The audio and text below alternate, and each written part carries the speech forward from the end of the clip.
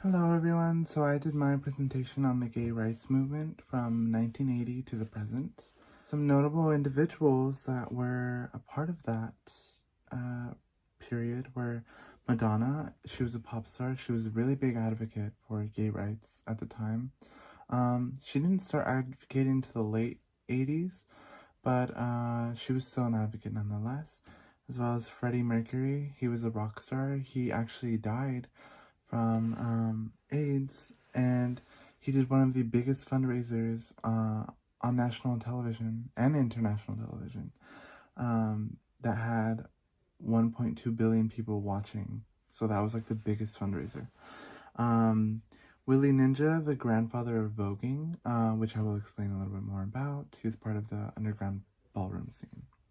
So I want to talk about the ballroom scene because although it wasn't like an exact look, it still inspired a lot of the things that we value today.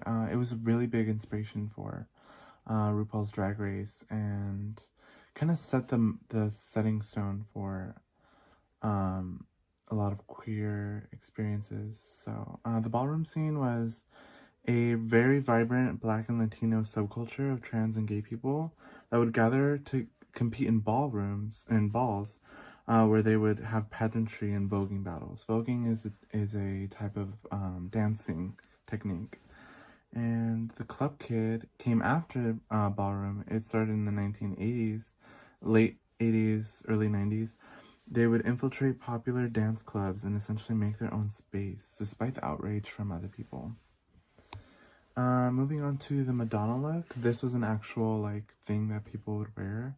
Um, so she made a song called Vogue, which brought attention to the vibrant ballroom scene. And people started dressing as Madonna as kind of like devotion. And a lot of people would like drag queens would do that. Madonna also placed these little pamphlet things in her album covers that would describe what was going on with the AIDS crisis to inform people. So she was a really big advocate at the time. Moving on to men's crop tops. It was a symbol of masculinity in high school for football players, but later on was adapted by gay people to express their femininity without being targeted. Um, it also, as well as hot pants. It actually started in the 70s, but continued on into the 80s. And a lot of effeminate people brought it first. A lot of effeminate gay men started wearing it first. And then the gay men, the straight men sort of followed along with it. And protesting and advocates and activists, sorry. Now moving on to protesting and activists. So these were, I made this section because this was like a lot of the stuff that became popular because of the rallies that they would do. So drag queens and kings became more prominent during this period because it was an actual documentation of people that like to cross dress, whether it be men or women. Women would dress as men, men would dress as women, and it was to have an acknowledgement of the AIDS epidemic that the government was not paying attention to. And then after that, throughout the entire AIDS epidemic, that, well, it's still happening, but I mean, like, it's actually controlled now.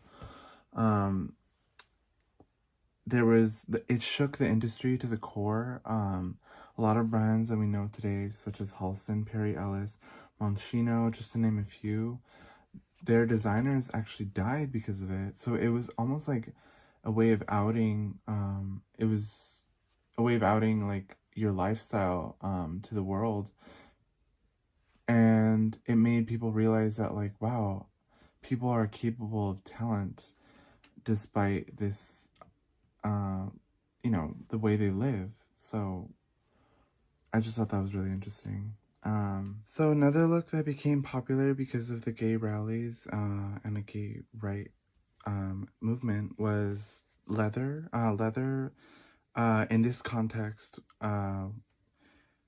became more popular. It was a subculture of people that would wear military hats, but they were made out of leather, and it became more popular through Freddie Mercury because he was very open about that subculture. Despite people not believing him at first, he was very open about, you know, being flamboyant and gay. And then moving on to modern pride wear that we see more today. The rainbow flag was originally made in the 1980s, early 1980s for protesting, and it's now a proud symbol of anyone in the LGBT community. And it's surprising because companies are starting to acknowledge pride. And when I used to work at Burlington, they would announce it and they would even bring in rainbow prints for their clothing. So it's becoming a really big part of the fashion industry. I feel like it's taking root now. Now, this leads on to the uprise of unisex clothing.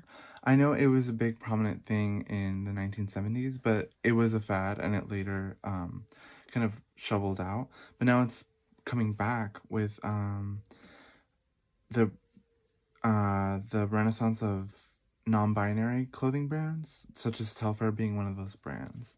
So I feel like gay rights really set the foundation for that. And I just wanted to acknowledge Marsha P. Johnson. She was a big activist at the time. She was a drag queen that really wanted to advocate for gay people.